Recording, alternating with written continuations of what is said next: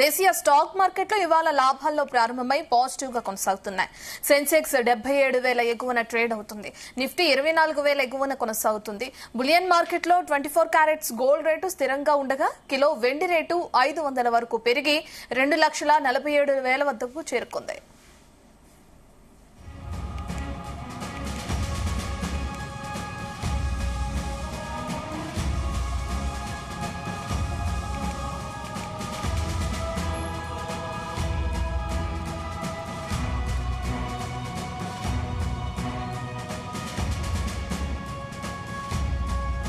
మనతో పాటు senior market analyst జీవి సత్యనారాయణ గారు అందుబాటులో ఉన్నారు. ఆయన అడిగి దీని గురించి మరిన్ని విషయాలు తెలుసుకుందాం. సత్యనారాయణ గారు, గుడ్ మార్నింగ్ అండి. మార్కెట్ లాభాల్లో కొనసాగడం మనం చూస్తున్నాం, ఎలా చూడొచ్చు? ఓకే, పాజిటివే. ఎందుకు అంటే ఒకటి, ఇవాళ బుధవారం, May month Nifty futures opening day ఒకటి. ఇక రెండోది, ఇప్పుడు ఏదైతే ఈ బ్రెంట్ ఆయిల్ చమురుందో అది ఫ్లాట్ గా ఉంది, $104.18 ఉంది, ఫ్లాట్ గా ఉంది.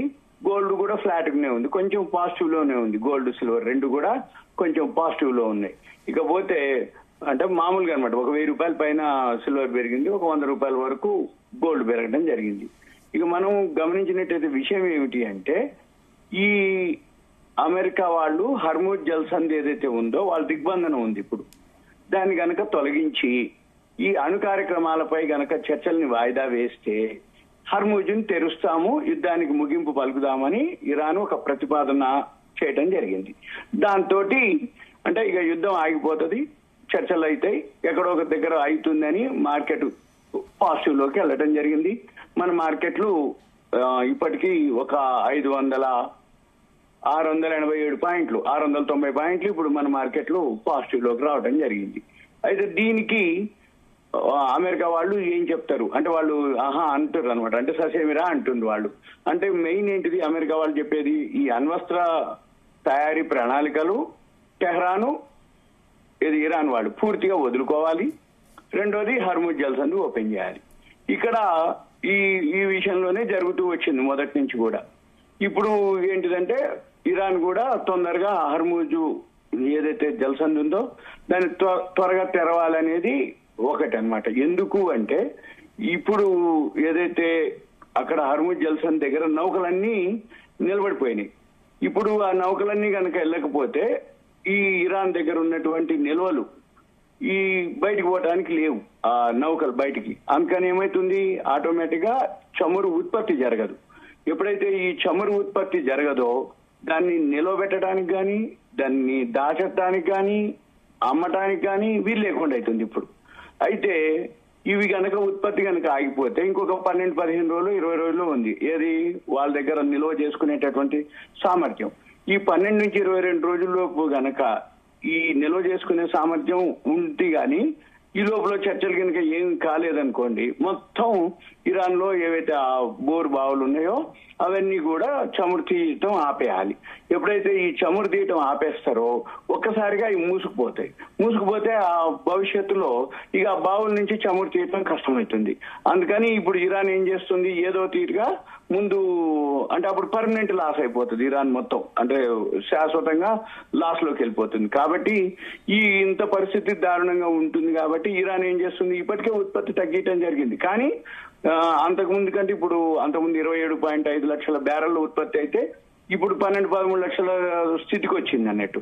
అయితే రాబోయే రోజుల్లో అది కూడా తగ్గిపోయింది అనుకోండి, ఆటోమేటిక్ గా ఈ చమురు నిల్వలే, ఇరాన్ అంతా మొత్తం చమురు నిల్వలతోటే వాళ్ళ యొక్క ఇప్పుడు ఆ దేశం అభివృద్ధి చెందటం.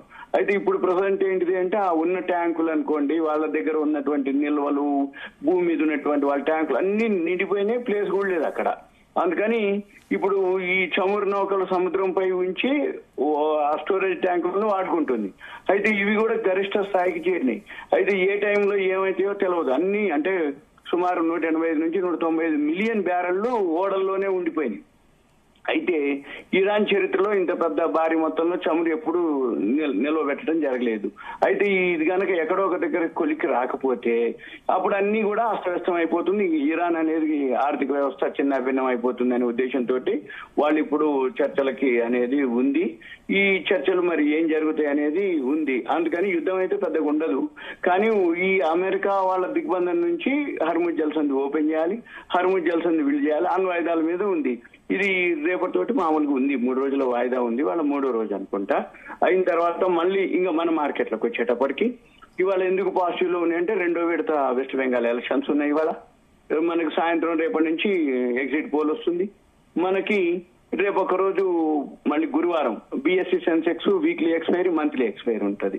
అంటే ఇవాళ కొంచెం పాజిటివ్ లో ఉన్నా మళ్ళీ రేపు ఎక్స్పైరీ క్లోజింగ్ కాబట్టి మళ్ళీ కొంచెం మరి పాజిటివ్ ఉంటుందా, వరల్డ్ మార్కెట్ ను బేస్ చేసుకొని షార్ట్ కవరింగ్ ఉంటుందా అనేది రేపు చూడాలి. మళ్ళీ తర్వాత ఎల్లుండి నుంచి అంటే శుక్రవారం మేడే మనకి మన షేర్ మార్కెట్ హాలిడే ఉంది మేడే, మళ్ళీ సాటర్డే సండే హాలిడే.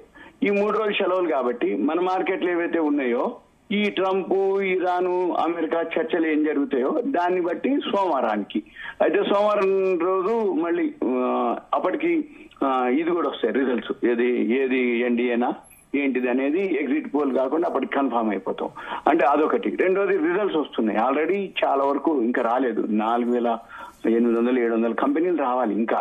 అవన్నీ ఇప్పుడు మే 15 వరకు కంటిన్యూ వస్తాయి. ఈ 3-4 రోజుల్లోనే ఎక్కువ మాక్సిమం ఉన్నాయి. ఈ 3-4 రోజుల్లో వచ్చిన రిజల్ట్స్ ని బట్టి మళ్ళీ మే 15 వరకు బ్యాలెన్స్ ఏవైతే వస్తాయో దాన్ని బట్టి మన మార్కెట్ లో గమనం. ఇక మనం గమనించవలసింది ఏంటిదంటే ఈ ఇరాన్ అమెరికా ఏమైతుంది చర్చలు అప్డేట్ ఏమైతుంది. ఎక్కడైనా ఏదో ఒక కనపడుతున్న యుద్ధం జరిగే అవకాశాలు చాలా తక్కువ. ఎందుకంటే ఎప్పుడైతే ట్రంప్ 60 రోజులది ఒకటి ఆయనది అంటే కాంగ్రెస్ లో అప్రూవల్ తీసుకోవాలి తీర్మానం, అది తీసుకోకుండా ఈయన చేసిండు అంటే 60 రోజుల్లో క్లోజ్ చేయాలి. అది ఇవాళతోటి క్లోజ్. అందుకని యుద్ధం చేసే క్వశ్చన్ లేదు. ఇక యుద్ధం ఉండదు, చర్చలే ఉంటాయి. ఆ చర్చలు కూడా మళ్ళీ ఇంకొకటి మొన్న ట్రంప్ మీద మొన్న శనివారం రాత్రి హత్యాయత్నం జరిగింది అక్కడ హోటల్లో. అందుకని ఇప్పటికే ఏమన్నా ఉంటే చర్చల ద్వారా కానీ. రెండోది ఇరాన్ వాళ్ళు కూడా అయిపోయింది అంటే ఇప్పటికీ మనకి 60 రోజు అన్నమాట ఇవాళ. అందుకని 60-61 రోజులు చర్చలు కాబట్టి ఇక చర్చలే జరుగుతాయి. ఏదో ఒక దగ్గర అవుతుంది, లేదు పోస్ట్ పోన్ అవుతుందా అనేది మనం చూడాలి. అంటే సత్యనారాయణ గారు, ఒపెక్ నుంచి యుఏఈ బయటకు రావడం కూడా మనం చూస్తున్నాం. దాని వల్ల ఎటువంటి ప్రభావం ఉండే అవకాశం కనిపిస్తుంది?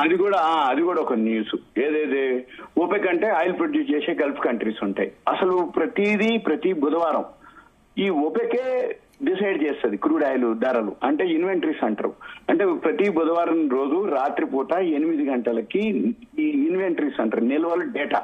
అంటే సపోజ్ ఇప్పుడు ఇవాళ బుధవారం, ఇవాళ రాత్రి 8 గంటలకి ఇన్వెంటరీస్ అంటే ప్రతి బుధవారం రాత్రి 8 గంటలకి పోయిన బుధవారం రోజు ఎంత నిల్వలు ఉన్నాయి క్రూడ్ ఆయిల్, మళ్ళీ ఇప్పుడు ఎంత క్రూడ్ ఆయిల్ ఉంది నిల్వలు.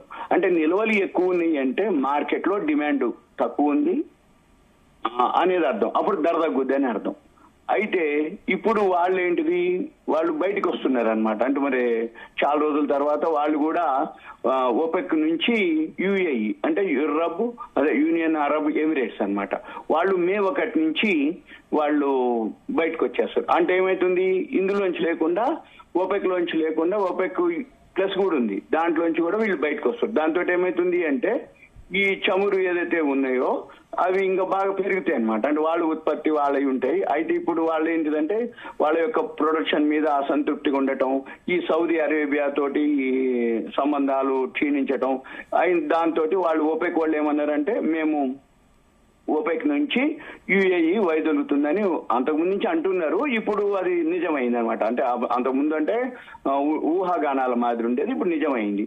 అయితే ఇప్పుడు దీంతో ఏంటిదంటే వీళ్ళ ఉద్దేశం ఏంటంటే నమ్మకంగా వీళ్ళు ఎవరితో లేదనమాట. అందుకని సరఫరాదారుగా ఉండాలనేది యుఏఈ తెలపడం జరిగింది.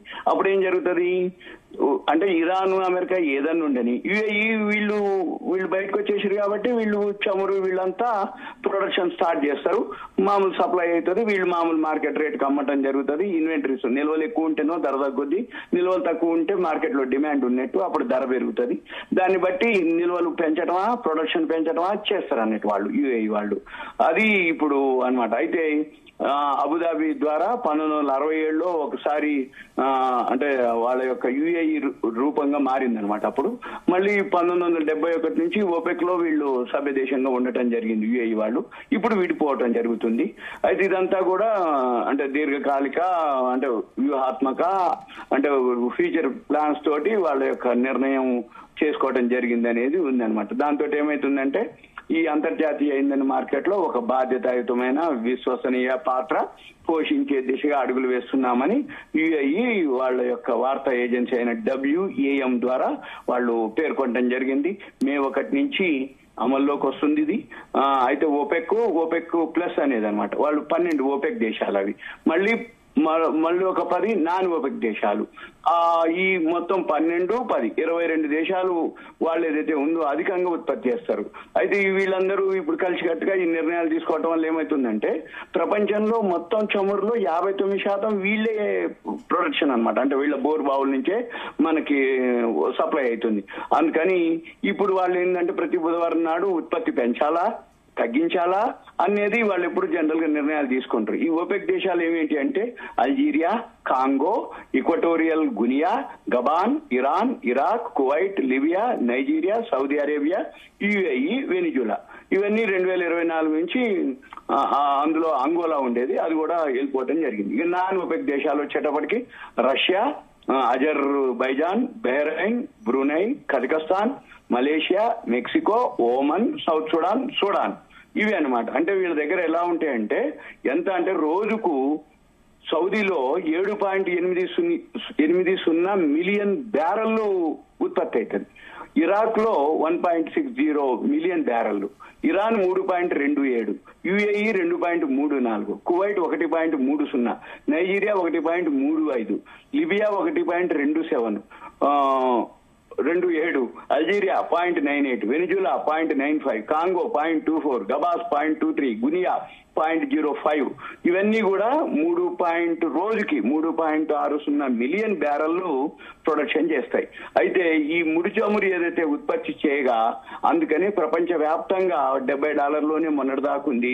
కరోనా టైంలో మైనస్లు కూడా వెళ్ళిపోవడం అయింది. అంటే ఇంత ప్రొడక్షన్ ఒక్కసారిగా కరోనా టైంలో ఆగిపోయేటప్పటికీ అయింది. ఇప్పుడు ఏంటిది మార్చిలో ఇది 2.34 మిలియన్ బ్యారెళ్లకు పరిమితి అయింది. సౌదీ ఉత్పత్తి రోజుకి 10.4 మిలియన్ బ్యారెళ్లు, అంటే ఒక్కసారిగా 7.80 మిలియన్ బ్యారెళ్లకి పరిమితి అయింది, తగ్గిపోయింది అనమాట. అంటే ముడి చమురుని ఉత్పత్తి ఏదైతే ఉందో అంటే తగ్గిపోయింది అన్నట్టు. అందుకని ఇప్పుడు ఏంది అసంతృప్తిగా ఉండి మేము బాధ్యతాయుతంగా వ్యవహరిస్తాం, అందుకని ఉత్పత్తి పెంచుకునే అవకాశం కోసం వాళ్ళు ఇలా చేయటం జరిగింది అనేది వార్త. ఇక మనకేంటిది ఇవన్నీ క్లియర్ అయిపోతే మళ్ళీ బ్రెంట్ ఆయిల్ ఈ చమురు ఏదైతే ఉందో తగ్గిపోతుంది. ఆటోమేటిక్ ఎప్పుడైతే తగ్గిపోతుందో మనకి గోల్డ్ సిల్వర్ పెరుగుతుంది, షేర్ మార్కెట్లు పెరుగుతాయి, వరల్డ్ మార్కెట్లు పెరుగుతాయి. మళ్ళీ బ్రెంట్ ఆయిల్ ఎప్పుడైతే తగ్గుతుందో ఇన్ఫ్లేషన్ తగ్గుద్ది. ఈ పెట్రోల్ డీజిల్ ఇప్పుడు ఉన్నటువంటి హడావుడి ఏదైతే ఉందో అది ఉండదు. ఇక ఇది మనం అనమాట. అయితే మనం ఏంటిది అంటే మనకి రేపు ఒక రోజే వర్కింగ్ డే, 3 రోజులు సెలవులు ఉన్నాయి కాబట్టి ఈ 3 రోజులు ఏం జరుగుద్ది అనేది మళ్ళీ సోమవారానికి అంటే ఎలక్షన్స్ రిజల్ట్స్ వస్తాయి సోమవారానికి. మనకి ఇప్పుడు ఎగ్జిట్ పోల్ ఇవాళ సాయంత్రానికి వచ్చినా రేపు వచ్చినా ఫైనల్ గా మాత్రం మండేకే అంటే 4వ తారీఖు మే 4. అంటే అప్పటికల్లా వీళ్ళు కూడా మే 1 నుంచి వీళ్ళు బయటకు వచ్చేస్తారు కాబట్టి యుఏఈ వాళ్ళు బయటకు రావడంతో ప్రొడక్షన్ పెరుగుతుంది, ఆటోమేటిక్ సప్లై పెరుగుతుంది, బ్రెంట్ ఆయిల్ తగ్గే అవకాశాలు కనబడుతున్నాయి. ఈ బ్రెంట్ ఆయిల్ తగ్గినప్పుడు ఆటోమేటిక్ గా గోల్డ్ సిల్వర్ పెరుగుతుంది, షేర్ మార్కెట్ పెరుగుతుంది. ఇప్పుడు ఇక నేను చెప్పేది ఏంటిది అంటే మన వాళ్ళకి వీడియో చేసే వాళ్ళందరికీ గోల్డ్ సిల్వర్ కొనుక్కునే అవకాశం ఉంది. ఎందుకంటే ఈ యుఏఈ వాళ్ళు బయటకు వచ్చి ఇది ఏదైనా జరిగి చర్చలు కనుక జరిగితే యుద్ధం కనుక ఆగిపోతే ఆటోమేటిక్ గా బ్రెంట్ ఆయిల్ తగ్గిపోతుంది. ఎప్పుడైతే బ్రెంట్ ఆయిల్ ఈ చమురు తగ్గిపోతుందో క్రూడ్ ఆయిల్ ధర ఆటోమేటిక్ గా gold silver positive. Simple. Right. Thank you Satyanarayana garu. Thank you Ratna.